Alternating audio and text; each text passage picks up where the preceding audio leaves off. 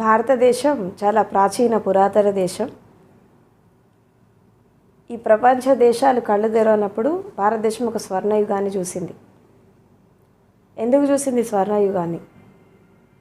ఎందుకంటే ఇక్కడ భారతదేశం ఎస్పెషల్లీ శాస్త్ర సాంకేతిక రంగం కంటే కూడా ఇంకొక డైమెన్షన్కి ఎక్కువ ఇంపార్టెన్స్ ఇచ్చింది. అంటే వెస్ట్రన్ కంట్రీస్, పశ్చిమ దేశాలు అన్ని రకాల ఆవిష్కరణలు, అన్ని రకాల ఇన్నోవేషన్స్, అన్ని రకాల క్రియేటివిటీ, అంటే బాహ్య ప్రపంచంలో ఎన్ని రకాల అభివృద్ధి జరగాలో, సమాజ అభివృద్ధిలో ఎన్నెన్ని జరగాలో ఇవన్నీ కూడా డెవలప్ చేసింది వెస్ట్రన్ కంట్రీస్. ఇప్పుడు మనం వాడుతున్నటువంటి గ్యాడ్జెట్స్ కానీ అండ్ రకరకాలైనటువంటి వస్తువులు కానీ ఇవన్నీ ఎక్కువగా ఫారినర్స్ ఎక్కువ కనిపెట్టారు. ఆ సైంటిస్ట్ ఎక్కువ ఉన్నారు. అంటే మెడికల్ ఫీల్డ్లో తీసుకున్నా, సైన్స్ అండ్ టెక్నాలజీ తీసుకున్నా, తర్వాత అంతరిక్ష ప్రయోగాలు తీసుకున్నా, ఏ రంగం తీసుకున్నా కానీ వాళ్ళు ఎక్కువ ఉన్నారు.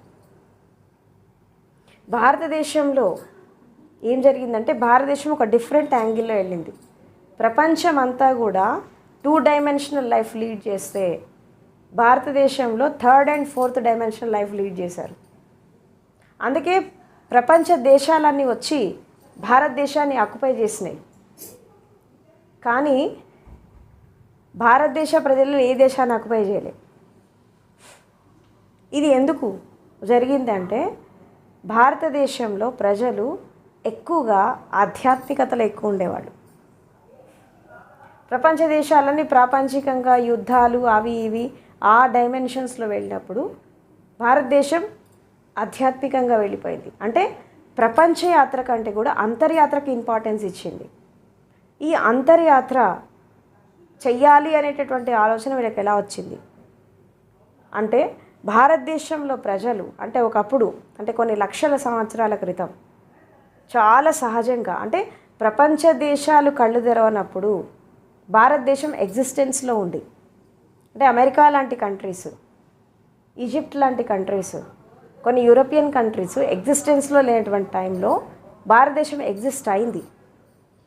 అంటే ఇక్కడ భారతదేశంలో ఉన్నటువంటి గొప్ప గుణం ఏంటంటే ఇక్కడ ఈ దేశంలో సహజ వనరులు ఉన్నాయి, న్యాచురల్ రిసోర్సెస్ ఉన్నాయి, 3 కాలాలు ఉన్నాయి, 6 ఋతువులు ఉన్నాయి, వాతావరణం చాలా బ్యాలెన్సింగ్ ఉంటుంది. ప్రకృతి పరంగా చూసినా అన్ని దేశాల కంటే కూడా భారతదేశం చాలా అందంగా ఉంటుంది. ఇప్పుడు యూరోపియన్ కంట్రీస్ వెళ్ళినా, ఆఫ్రికన్ కంట్రీస్ వెళ్ళినా, ఇంకా ఇతర కాంటినెంట్స్కి మనం వెళ్తే ఎట్లా ఉంటుందంటే ఉంటే అతిగా వేడి ఉంటుంది, లేదంటే అతిగా చల్లదనం ఉంటుంది, ఎక్స్ట్రీమిటీస్లో ఉంటాయి. కానీ భారతదేశంలో లాగా బ్యాలెన్సింగ్ ఉండదు వెదరు. అంటే ఇక్కడ మనిషి ఆహారం లేకుండా ఉండొచ్చు, బట్టలు లేకుండా ఉండొచ్చు, ఆఖరికి నీళ్లు దాగి కూడా ఉండొచ్చు. ఎందుకంటే ఈ వాతావరణం ఆ 3 స్థితుల్లో ఒక మనిషికి సహకరిస్తుంది. ఎందుకంటే ఈ వెదర్ అంత బ్యాలెన్సింగ్గా ఉంటుంది. అందుకే భారతదేశంలో ఈ ఋషులు, మునులు, జ్ఞానులు, ఈ సత్పురుషులు, ఇంతమంది మేధావులు జన్మించడానికి కారణం ఏంటంటే ఇది కారణం. ఎందుకంటే ఇది అంతర్యాత్ర చేయడానికి, మేధోమథనం చేయడానికి, విజ్ఞానాన్ని సంపాదించడానికి. అండ్ ఇంకోటి ఏంటంటే ఇప్పుడు మనకు వస్తున్నటువంటి కొన్ని రకాల గ్యాడ్జెట్స్ కానీ ఈ సైన్స్ అండ్ టెక్నాలజీ కానీ దీనికి మూలం భారతదేశంలోనే ఉంది. సో ఇక్కడ ఉన్నటువంటి కొన్ని గ్రంథాలు, కొన్ని శాస్త్రాలు అండ్ కొన్ని పద్ధతులు వీటన్నిటిని రీసెర్చ్ చేసి అసలు భారతీయులు కనిపెట్టలేదు. ఒకప్పుడు భారతీయులు స్కిల్ఫుల్గా, టాలెంటెడ్గా, క్రియేటివ్గా ఆ రోజుల్లో అంటే చరకుడు ఎస్పెషల్లీ మెడికల్ సైన్స్లో చరకుడు అప్పుడే శస్త్రచికిత్స చేయడం అనేది ఆ రోజుల్లోనే జరిగింది కొన్ని సందర్భాల్లో. సో ఇప్పుడు మనం ప్లాస్టిక్ సర్జరీ అంటున్నాము, దాని వెస్ట్రన్ కంట్రీస్లో కొత్త కొత్త టెక్నాలజీస్ వచ్చాయి. కానీ ఆ కాలంలోనే అలాంటి ట్రీట్మెంట్స్ జరిగాయి. కాకపోతే అది వెలుగులో రాలా, దానికి ఇంపార్టెన్స్ ఇవ్వలేదు. వాళ్ళు అంత ఫుల్ ఫ్లెడ్జ్గా డెవలప్ చేయలేకపోయారు. ఎందుకంటే వాళ్ళు తాత్కాలికంగా జీవించారు. ఇదంతా భౌతికం. ఇప్పుడు రోగం వచ్చిందా, మందేసుకున్నామా, తగ్గిందా, మళ్ళీ దాని జోలికి పోలే. ఇక ఇది పెయిన్ వచ్చిందా, దీన్ని తీసేసామా, అయిపోయింది దాని పని, ఇంకా దాన్ని డెవలప్ చేయలేదు. కానీ ఫారినర్స్ ఏం చేశారు, దాన్ని ఎంబడబడి దాన్ని డెవలప్ చేశారు. ఇది డిఫరెన్స్ ఇండియన్స్కి ఫారినర్స్కి. సో ఇండియన్స్ ఏం చేశారంటే ఇన్నర్ జర్నీకి, ప్రకృతికి, పంచభూతాలకి, తర్వాత మన లోపల ఉండే శక్తికి, దీనికి ఇంపార్టెన్స్ ఇచ్చి దాని అన్వేషణలో ఎక్కువ వెళ్ళారు. అందుకే భారతదేశాన్ని ఆధ్యాత్మిక భారతం అంటారు. స్పిరిచువాలిటీకి పుట్టినిల్లు భారతదేశం.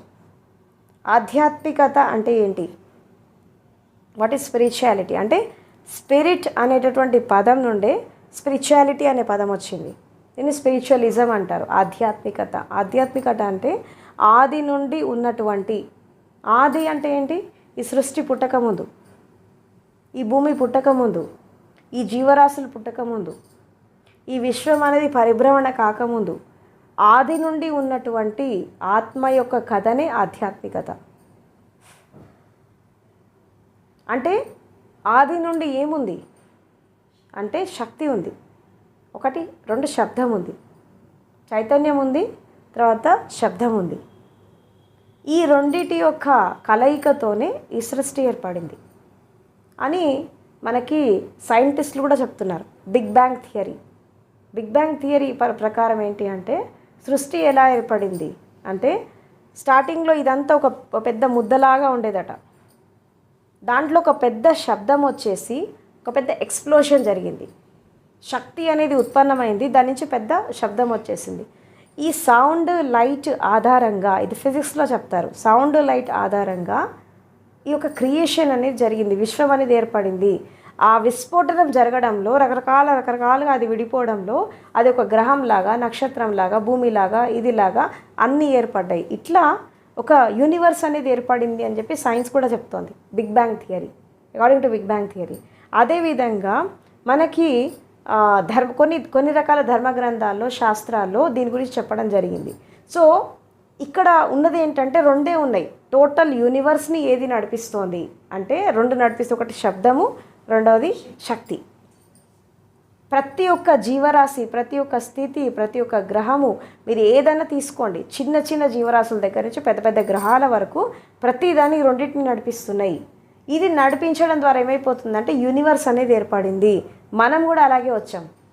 మన లోపల కూడా శక్తి ఉంది, శబ్దం ఉంది. ఇది మనం మాట్లాడే మాటలు ఆ శబ్దం నుంచే వస్తాయి.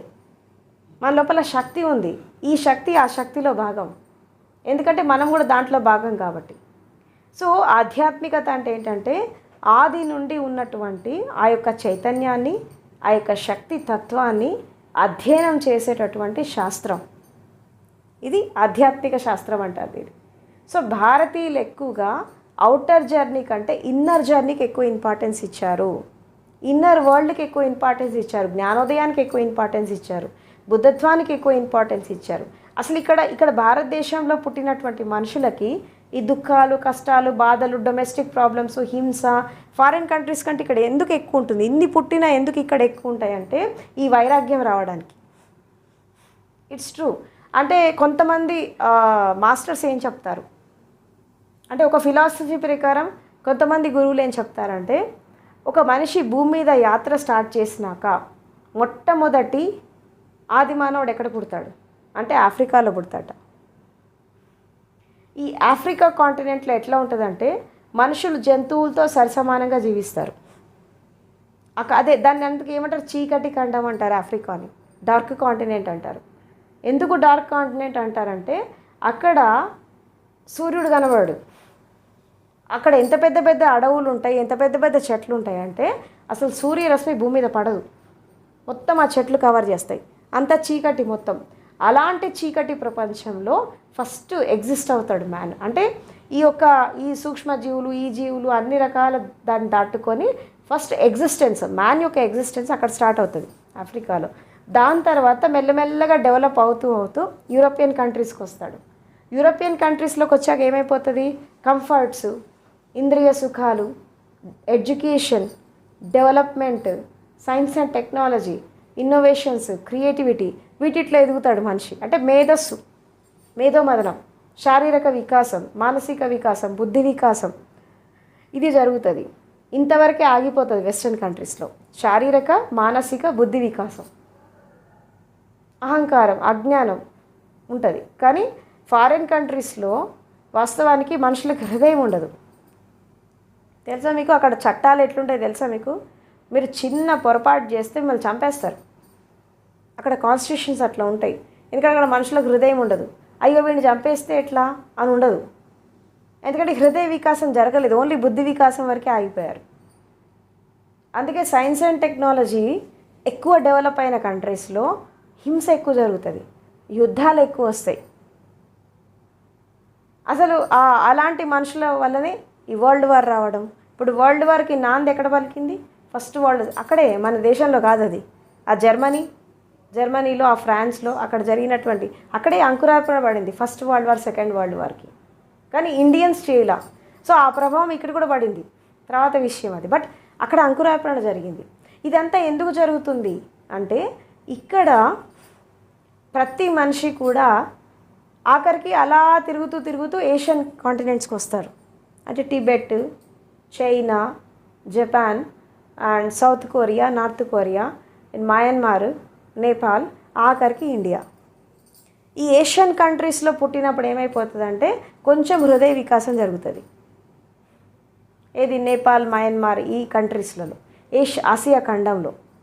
అంటే అక్కడ అంధకారం నుంచి మొదలై కొంత వెలుగులోకి వచ్చి బుద్ధి వికాసం చేసుకొని మళ్ళీ అంధకారంలో పోతారు. ఎందుకంటే హృదయ వికాసం లేదు. మళ్ళీ అక్కడ కష్ట నష్టాలు, బాధలు అదంతా చవి చూసి అరే ఇది లైఫ్ కాదు అనుకున్నప్పుడు మళ్ళీ ఇటువైపు వస్తారు. ఈ ఏషియా కాంటినెంట్లో పుడతారు.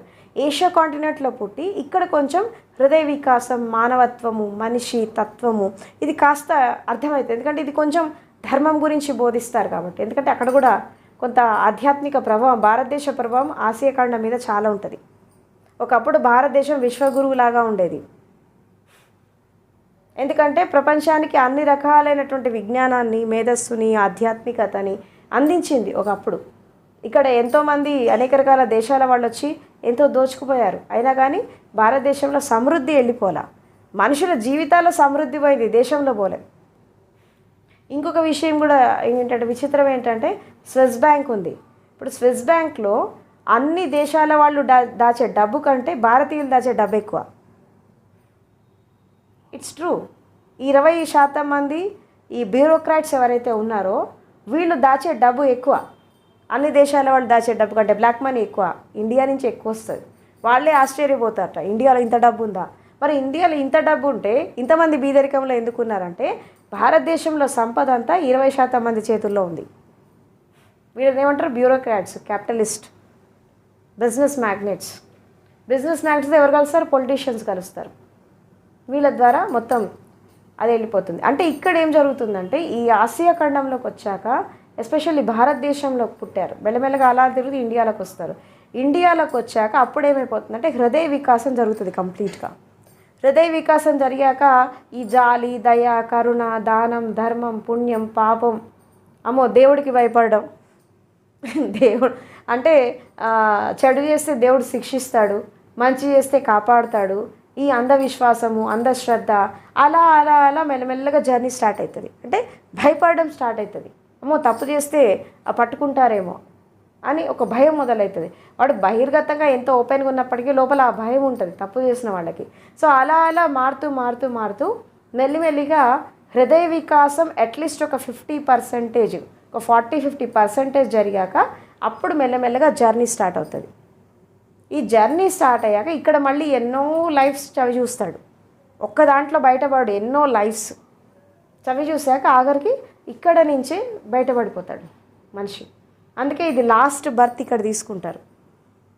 ఇది మొత్తం ప్రపంచ చరిత్రలో ఇలా తీసుకుంటూ, అందుకే భారతదేశానికి ఆధ్యాత్మిక భారతం అని ఎందుకు పేరు వచ్చిందంటే ఇది కారణం. అంటే ఇక్కడ భారతదేశంలో పుట్టాక ఈ పూజలు, పునస్కారాలు, వ్రతాలు, హోమాలు, యజ్ఞాలు, సాధన, ఈ యోగ సాధన, ధ్యాన సాధన, ఈ సాధన అన్నీ చేస్తూ ఎన్నో లైఫ్స్ పడుతుంది. ఇక్కడే ఎన్నో తిరుగుతారు. కొంతమందికి ఇంకా విమోహాలు ఎక్కువైపోయినారు, అక్కడ కూడా పుడతారు. మళ్ళీ రిటర్న్ జర్నీ కూడా సాగుతుంది, చెప్పలేము అది. ఇట్స్ డిపెండ్స్ ఆన్ ఆ వ్యక్తి మీద డిపెండ్ అయి ఉంటుంది. అలా చూస్తూ ఆఖరికి ఒక స్టేజ్ వచ్చాక ఆధ్యాత్మికతను అర్థం చేసుకుంటారు. సో శరీరం అంటే, మనసు అంటే, తర్వాత ఈ హృదయం అంటే ఇది ఓన్లీ థియరీ పరంగా చెప్పేది కాదు. దీని వికాసం గురించి తెలుసుకోవాలా, దీన్ని అధ్యయనం చేయాలా, దీని లోపల ఇంకేమని ఉందా, శరీరం, మనసు, హృదయం దాటక ఇంకేమని ఉందా, ఇంద్రియాలు దాటక ఏమని ఉందా అని ఇన్నర్ సర్చ్, ఇన్నర్ జర్నీ అనేది ఇక్కడ స్టార్ట్ అవుతుంది. అప్పుడు మనిషికి ఆధ్యాత్మికత మొదలవుతుంది. అప్పుడు తన లోపల ఉండేటటువంటి శక్తి సామర్థ్యాలు, తన లోపల ఉండేటటువంటి ఆ యొక్క తత్వాన్ని అర్థం చేసుకునే ప్రయత్నం చేస్తారు. సో ఎప్పుడైతే ఒక మనిషి ఈ ప్రపంచాన్ని దాటి, శరీరాన్ని దాటి, బయట ప్రపంచాన్ని వదిలేసి, బహిర్యాత్ర వదిలేసి అంతర్యాత్రలోకి వెళ్ళినప్పుడు అప్పుడు ఆ శక్తి తత్వాన్ని పట్టుకుంటాడు, ఆ యొక్క ఆత్మతత్వాన్ని పట్టుకుంటాడు.